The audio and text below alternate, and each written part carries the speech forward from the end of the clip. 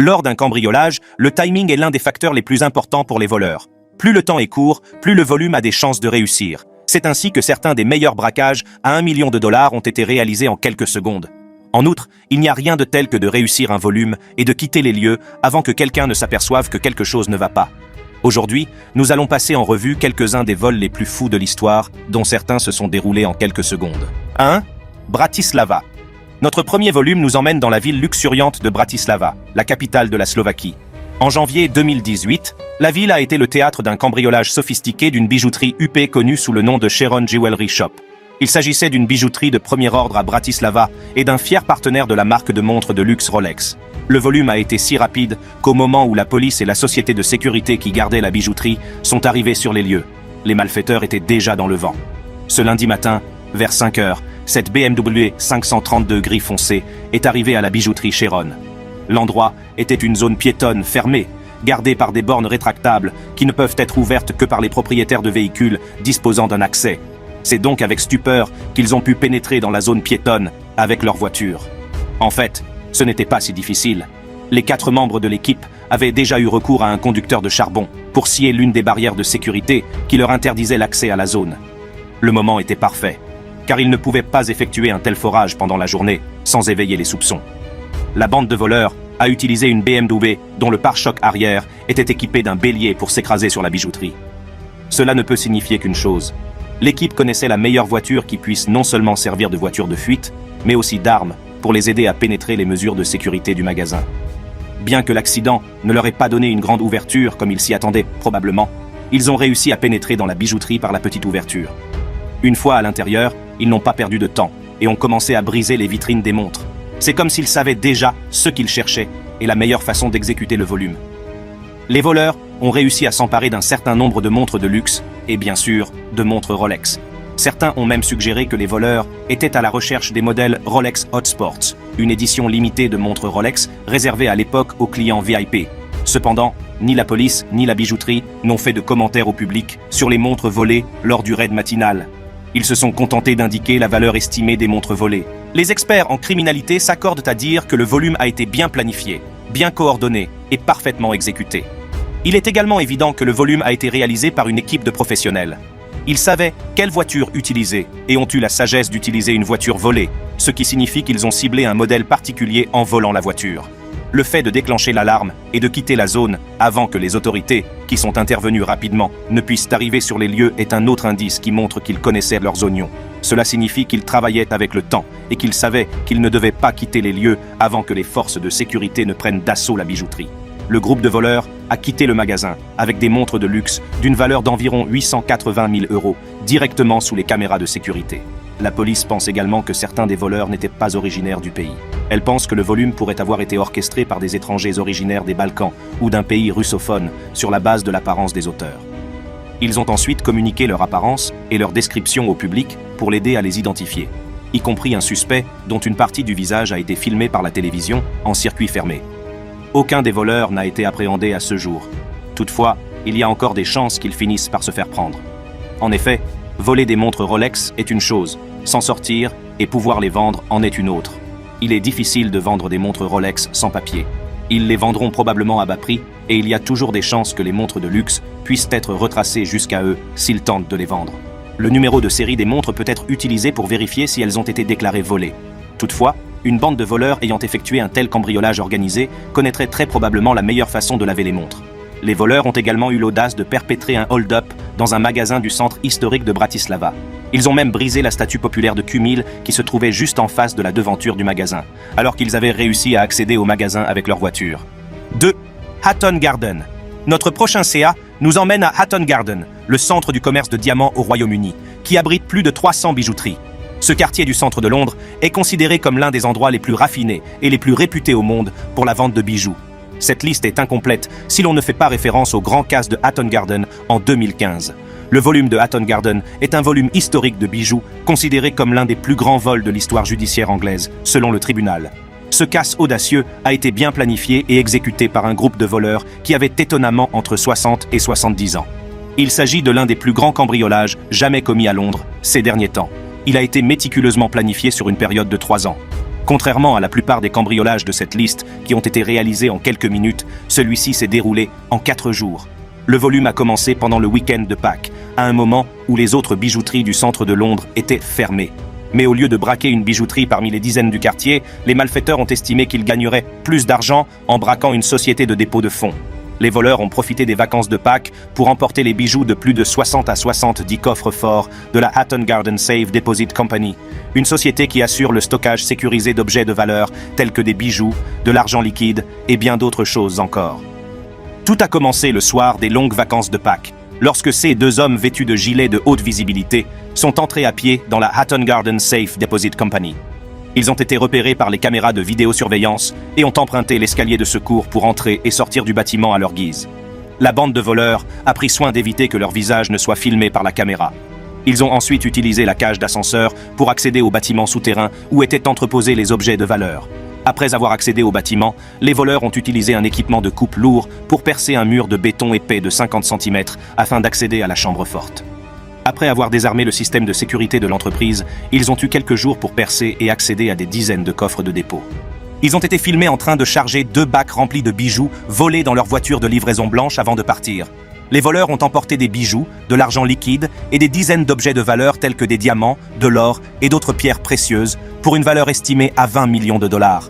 Personne n'était au courant de ce cambriolage jusqu'à ce que les travailleurs reprennent leurs activités après le long week-end de Pâques et découvrent que leur coffre-fort souterrain avait été dévalisé. Les membres du gang savaient que l'utilisation de leur téléphone portable pour communiquer les placerait dans la zone et pourrait conduire la police à leur porte. Ils ont donc opté pour des talkies-walkies pour communiquer pendant le week-end de cambriolage. Cependant, la police n'a pas eu besoin de leur téléphone pour les retrouver, mais d'une simple erreur. En examinant les images de vidéosurveillance, les policiers ont remarqué une Mercedes-Benz blanche de la série E200 garée près de l'établissement. Ils ont relevé le numéro de la plaque d'immatriculation. C'est eux qui les a menés directement à John Kenny Collins, un homme de 74 ans qui servait de chauffeur au gang. La police a réussi à mettre sur écoute les 2 voitures appartenant à Collins et à écouter sa conversation avec l'équipe. Ils ont écouté les membres du gang parler du casse et des problèmes rencontrés. 1 mois après le hold-up, 3 des 4 membres du gang qui l'avaient exécuté se sont retrouvés dans un pub du nord de Londres où ils ont discuté du volume des agents infiltrés, étaient présents sur les lieux et ont même enregistré des séquences où l'on voit Perkins montrer comment il a accédé à la chambre forte à l'aide d'une perceuse à pointe de diamant. La police a finalement arrêté la bande de voleurs après avoir surpris les suspects en train de transporter certains des objets de valeur volés. Cependant, même après l'arrestation et la condamnation des auteurs, seule une petite partie du butin a été récupérée. Ils ont réussi à récupérer environ 4,3 millions d'euros d'objets de valeur sur les 14 millions d'euros que les voleurs de Hatton Garden avaient dérobés. 3. Aéroport de Bruxelles. Notre prochain casse nous emmène en Belgique, dans ce qui semble être l'un des casses de diamants les plus rapides et les plus importants de tous les temps. Le casse dont je vais vous parler a eu lieu sur la piste de l'aéroport de Bruxelles, en Belgique. Les 29 passagers à bord n'ont eu aucune idée de ce qui se passait jusqu'à ce que les malfaiteurs quittent les lieux. En moins de 5 minutes, les malfaiteurs se sont retrouvés dans la rue avec des diamants d'une valeur de plus de 50 millions de dollars. Cela pourrait ressembler à une scène du film Ocean's 11 ou à un film de casse classique, sauf que le volume a eu lieu dans la vraie vie et que la majorité des voleurs sont toujours en liberté. En février 2013, 8 hommes lourdement armés ont pénétré dans l'aéroport international de Bruxelles, ont brandi leurs armes et se sont emparés de diamants d'une valeur de plus de 50 millions de dollars. La bande de voleurs a percé un trou dans la clôture de l'aéroport de Bruxelles et s'est dirigée vers l'avion, habillé en officier de police. Ils conduisaient également des camionnettes noires équipées de gyrophares de police bleue. C'est eux qui leur a permis de maintenir leur couverture à l'approche de l'avion à destination de Zurich. La fenêtre d'opportunité était très étroite, puisqu'il ne s'est écoulé que 15 minutes entre la procédure de chargement et le décollage de l'avion. Cependant, les voleurs ont eu la chance d'arriver juste au moment où l'échange était sur le point d'avoir lieu. Ce timing parfait indique qu'ils connaissaient l'heure du déchargement. Il s'agit donc bien d'un coup monté de l'intérieur. Le gang savait exactement où aller lorsqu'il a pris d'assaut l'aéroport et tenu 3 personnes en joue. Les cambrioleurs ont arrêté l'avion en brandissant leurs armes pour effrayer le pilote et la sécurité de l'aéroport. Ils n'ont toutefois blessé personne en quittant l'aéroport avec 130 sacs chargés. Ils ont laissé quelques diamants derrière eux en s'enfuyant précipitamment. Le plus impressionnant, c'est que le volume proprement dit n'a duré que 180 secondes et que le million de dollars a été volé sans tirer un seul coup de feu. La camionnette, utilisée par les auteurs du volume, a été découverte plus tard, abandonnée et brûlée. Pour illustrer la réussite du hold-up, Les passagers de l'avion n'ont rien compris jusqu'à ce que le volume soit annulé et qu'on leur demande de sortir de l'avion. La police pense qu'il s'agit d'un coup monté de l'intérieur. Non seulement il était professionnel et bien coordonné, mais les voleurs semblaient connaître les procédures de transfert et le calendrier. 3 mois après le volume, la police a procédé à des dizaines d'arrestations dans le cadre de cette affaire, les suspects ayant tenté de vendre les pierres précieuses volées. À cette époque, Pascal Pont, un agent immobilier suisse, a reçu un gros sac de diamants de son ami Bertoldi, qui vend des voitures de luxe. Bertoldi est devenu le principal suspect du volume, car sa voiture se trouvait également à proximité du lieu du volume. Lors d'un procès en 2017, le vendeur de voitures de luxe a plaidé coupable d'avoir reçu des diamants volés, mais a maintenu qu'il n'était pas impliqué dans le volume d'$1 million. Il a finalement été condamné à 5 ans de prison. Plus de 10 ans se sont écoulés depuis l'incident et un seul suspect a été mis derrière les barreaux. Le seul suspect derrière les barreaux a été puni pour avoir été un co-conspirateur. Le tribunal n'a pas considéré Bertoldi comme le cerveau de l'attaque.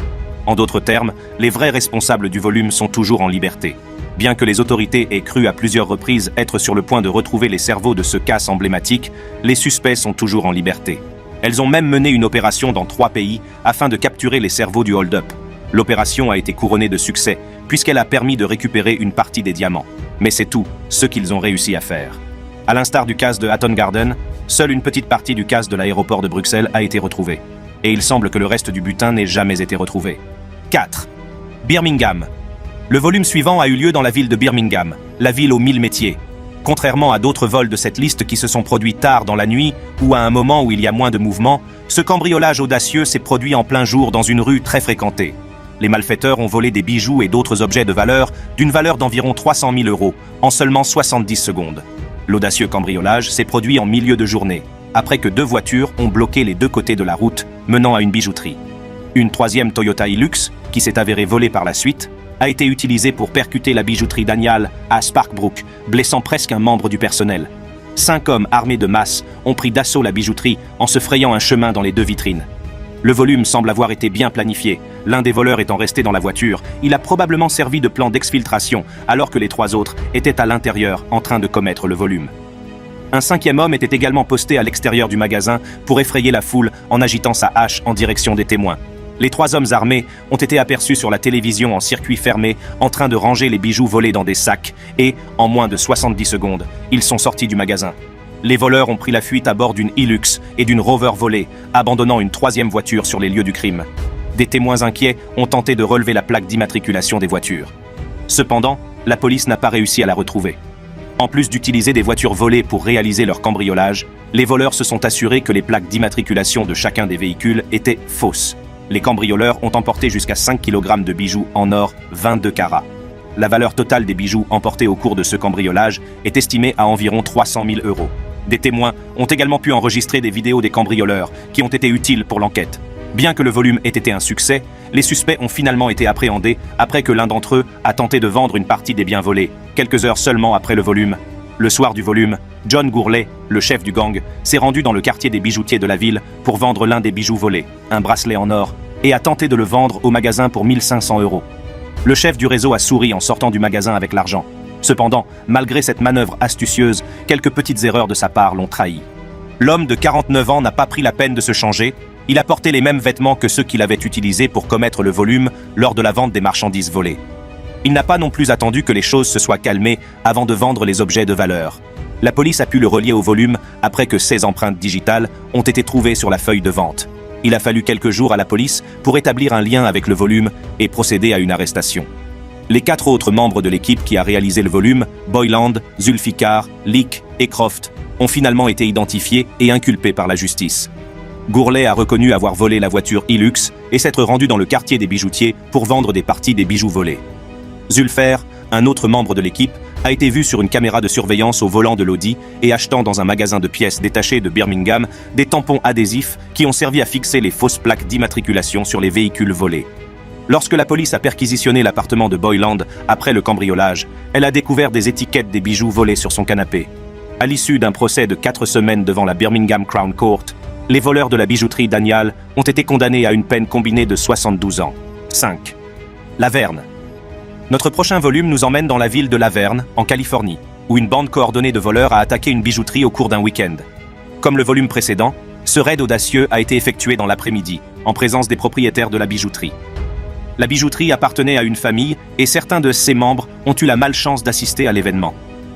En juillet 2023, cette équipe de voleurs a foncé à bord d'une berline blanche sur la devanture d'une bijouterie populaire appelée Rodeo Jewelers.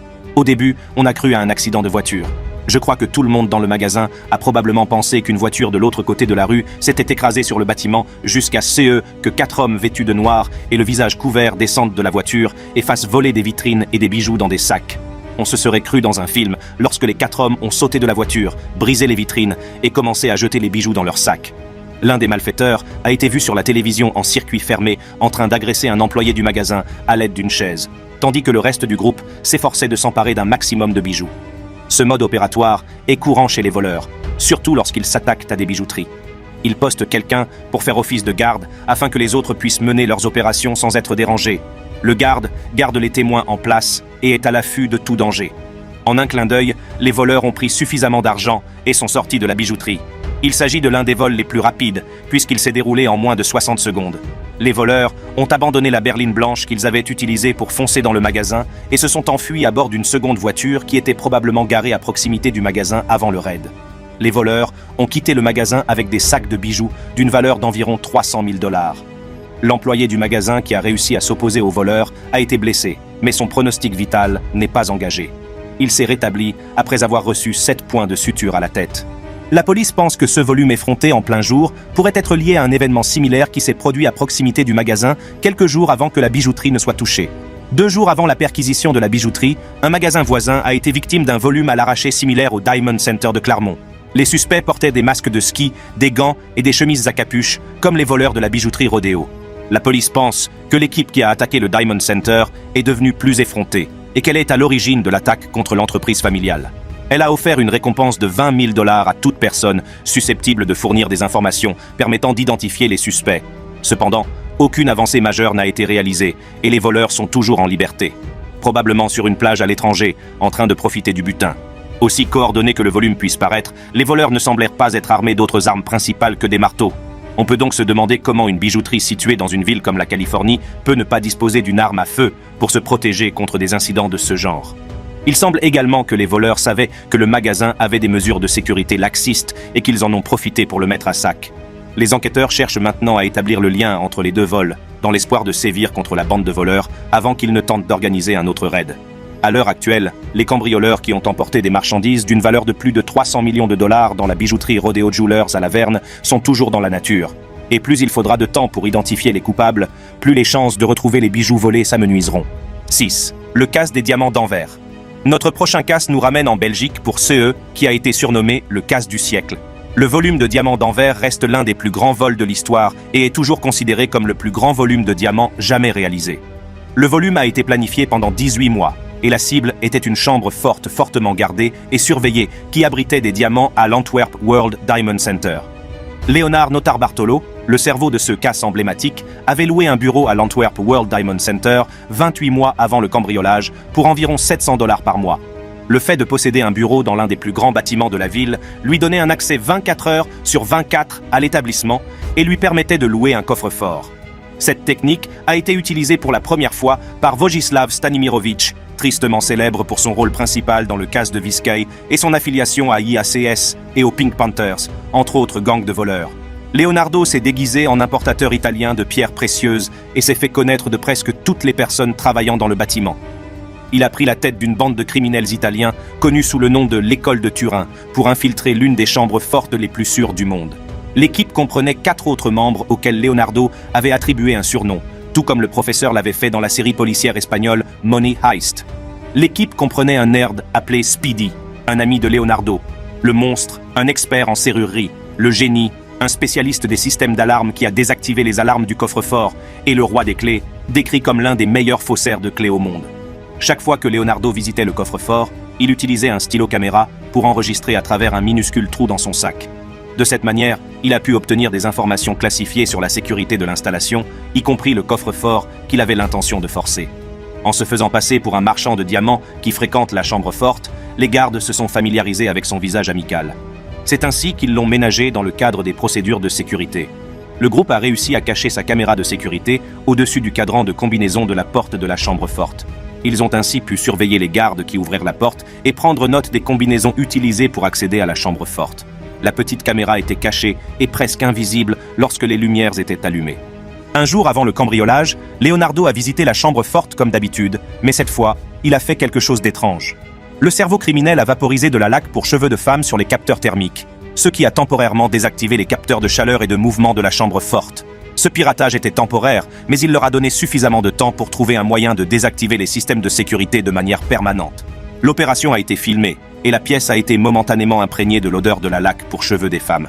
Mais les agents de sécurité, qui connaissaient les fréquentes visites de l'Italien, n'y ont pas prêté attention. Une autre initiative judicieuse du criminel italien a été d'organiser le casse pendant le week-end des 15 et 16 février 2003, qui coïncidait avec le long week-end de la Saint-Valentin. Le moment a été minutieusement choisi, car la région serait moins peuplée pendant cette période. Le roi des clés a forgé une clé et a permis aux voleurs italiens d'accéder au bâtiment par un bureau abandonné adjacent au Diamond Center, afin d'éviter l'essaim de caméras de vidéosurveillance dans les environs. Une fois à l'intérieur, le génie a désactivé tous les capteurs et mesures de sécurité de l'établissement. Le roi des clés, quant à lui, a volé la clé originale du coffre-fort, bien qu'il en ait créé une réplique. Ils ont réussi à accéder à la chambre forte et ont volé de l'or, des diamants, bruts ou taillés, et d'autres pierres précieuses. Les pierres précieuses et les objets de valeur pillés dans la chambre forte ont été évalués à plus de 100 millions de dollars. Il s'agit du plus grand volume de diamants jamais commis. Leonardo a été reconnu coupable d'avoir planifié le volume et a été condamné à 10 ans de prison. Il a été arrêté à nouveau en 2013 et a finalement été libéré en 2017. Speedy, The Monster et The Genius ont été condamnés à 5 ans de prison chacun. Cependant, le King of Keys n'a jamais été identifié et est resté le seul membre de l'équipe à ne pas avoir été appréhendé. Malgré l'arrestation des coupables, la plupart des diamants volés n'ont jamais été retrouvés à ce jour. 7. Braquage du fourgon blindé. Dunbar. Notre prochain volume nous ramène au centre-ville de Los Angeles, dans CE qui semble être non seulement l'un des vols les plus intelligents jamais réalisés, mais aussi l'un des plus grands vols d'argent de l'histoire. Ce volume était si intelligent que les autorités ont mis plusieurs années à identifier les voleurs. Elles ont mis en place une équipe spéciale composée de 15 enquêteurs sous le nom de code Opération Dunrob pour enquêter sur le volume. Malgré le succès de l'opération, les autorités n'ont eu besoin que d'un seul élément de preuve laissé par les malfaiteurs pour démanteler toute la bande. En septembre 1997, un groupe de criminels dirigé par Alan Pace a cambriolé les installations de Dunbar Armored, une société de sécurité qui transportait et traitait des espèces et d'autres objets de valeur. La société se voit confier par plusieurs clients une importante somme d'argent qu'elle doit conserver dans ses locaux sécurisés et transporter à l'aide de ses véhicules blindés. Le cerveau du cambriolage, Alan Pace, travaillait dans l'entreprise et a donné à la bande de criminels tous ces dont elle avait besoin pour l'envahir. Un jour avant le volume, Pace avait été relevé de ses fonctions pour avoir manipulé le véhicule de l'entreprise. Cela a probablement donné à l'ancien inspecteur régional de la sécurité plus de raisons de réaliser ce volume emblématique. Pour se constituer un alibi, l'équipe de 6 personnes s'est réunie lors d'une fête organisée dans une maison. Ils sont sortis en catimini de la fête, se sont changés et ont conduit jusqu'à l'usine. Comme Pace avait une bonne idée du fonctionnement des caméras de sécurité, l'équipe a pu pénétrer dans l'établissement sans se faire remarquer. SE's connaissances d'initiés ont également aidé l'équipe à affronter le personnel de sécurité l'un après l'autre, jusqu'à ce qu'ils soient tous attachés avec du ruban adhésif. Bien qu'ils soient armés de fusils, ils n'ont pas tiré un seul coup de feu et ont veillé à ce qu'aucun des employés ne puisse déclencher d'alarme. L'équipe de voleurs a chargé 8,9 millions de dollars dans un camion U en seulement 30 minutes. Cet exploit ne peut être réalisé que par une équipe de professionnels. Comme Pace connaissait les sacs qui contenaient les plus grosses coupures, l'équipe s'est attaquée à cela et a ignoré les autres. Il a également veillé à ceux qu'ils emballent des billets non séquentiels afin que l'on ne puisse pas remonter jusqu'à eux. Au moment de partir, Pace s'est rendu à l'endroit où se trouvaient les appareils d'enregistrement des caméras de sécurité et s'en est emparé. Ils ont pris la fuite et sont retournés à la fête. Les autorités ont pensé qu'il s'agissait d'un coup monté de l'intérieur, car il y avait trop d'indices. Cependant, elles n'ont pas pu établir de lien avec Pace, bien qu'il ait été récemment licencié. Malheureusement, en s'enfuyant précipitamment, les coupables ont laissé sur place une lentille de feu arrière en plastique qui appartenait à un camion U-Haul. Blanchir autant d'argent sans éveiller les soupçons a demandé beaucoup de travail. L'équipe a donc attendu 6 mois avant de commencer à blanchir les millions volés. Ils ont payé un avocat spécialisé dans l'immigration, Matsumoto, 1 million de dollars chaque fois qu'il les aidait à blanchir l'argent. En retour, Matsumoto structurait les transactions et rédigeait des chèques pour les voleurs afin de leur faire croire qu'ils touchaient un salaire. Pace a également créé plusieurs sociétés écrans qu'il a utilisées pour blanchir son argent. Cependant, les choses ont pris une nouvelle tournure lorsque Bill, l'un des malfaiteurs, a payé par erreur son ami courtier immobilier avec une pile d'espèces munies de bracelets monétaires de marque originale. Le courtier soupçonneux a pensé qu'il valait mieux le signaler à la police et c'est ainsi que l'équipe a été démasquée. La police a également découvert que Hill avait loué un camion U-Haul le jour de l'incident. Lors de son arrestation, Hill a donné les noms des membres restants de l'équipe. Cependant, seuls 5 millions de dollars environ ont été retrouvés sur les quelques 20 millions de dollars volés au cours de l'opération. 8. Park Avenue. Notre dernier volume a eu lieu sur Park Avenue, où se trouvent certains des monuments les plus emblématiques de la ville de New York. C'est probablement la somme d'argent la plus rapide qu'un voleur puisse gagner, puisqu'il a accumulé un demi-million de dollars en moins de 60 secondes. En octobre 2022, un trio de voleurs a pris pour cible la bijouterie Cellini, un magasin de la ville de New York. Il s'agissait d'un magasin populaire qui proposait des bijoux et des montres fins et rares. Selon les statistiques de la criminalité, le nombre de cambriolages dans le quartier avait augmenté de plus de 10% par rapport à l'année précédente. Les voleurs ont fait une entrée fracassante dans le magasin qui était fermé pour la nuit. L'équipe de 3 personnes a pris d'assaut la bijouterie vers 3h30 du matin en brandissant des masses. Ils ont défoncé les portes à l'aide de leurs masses et sont parvenus à pénétrer dans le bâtiment, presque sans effort. Ils ont franchi les 2 vitres de sécurité supposées pour accéder à l'intérieur de la Céline. Les 3 cambrioleurs portaient des sweats à capuche noire, des masques pour cacher leur identité et des gants pour ne pas laisser d'empreintes sur la scène du crime. Sans perdre de temps, ils sont entrés en action et ont commencé à briser les vitrines pour ensuite vider leur contenu dans leurs sacs. Ils volent de l'or, des diamants, des montres, presque tout, ce qui leur tombe sous la main pendant ce bref raid. En moins de 60 secondes, ils ont terminé leur raid et ont été vus sur la télévision en circuit fermé, en train de courir à pied vers une berline grise ou argentée qui leur a servi de voiture de fuite. Bien que le magasin n'ait pas encore fourni l'inventaire complet des objets de valeur disparus, la police a révélé que la bande de voleurs s'était emparée de marchandises d'une valeur supérieure à 1,5 million d'euros, promettant des récompenses allant jusqu'à 3 500 $ aux membres du public qui pourraient aider à les identifier. Les prix de la marchandise volée ne sont pas surprenants, car le magasin abrite un certain nombre de babioles de grande valeur. Selon le site officiel du magasin, il y avait en stock des articles coûteux tels que les boucles d'oreilles pétales en diamant qui se vendent 12 000 $, le bracelet manchette ovale en diamant pave et barrette en diamant jaune qui se vend 17 600 $, et la montre Girard Perregaux tourbillon qui coûte environ 172 000 $. On pense que ces articles coûteux ont été pillés lors du raid matinal, bien que cela n'ait pas été confirmé par la bijouterie. Depuis l'incident, la police n'a procédé à aucune arrestation en rapport avec le volume. En d'autres termes, cela signifie que les coupables n'ont jamais été identifiés et que les bijoux d'une valeur de plus d'un demi-million de dollars risquent de ne jamais être retrouvés. Je ne sais pas si vous l'avez remarqué, mais la plupart du temps, le produit des cambriolages n'est pas entièrement récupéré, même lorsque les coupables sont arrêtés. Si vous avez apprécié cette vidéo, vous devriez cliquer sur la vidéo suivante qui s'affiche sur votre écran en ce moment même.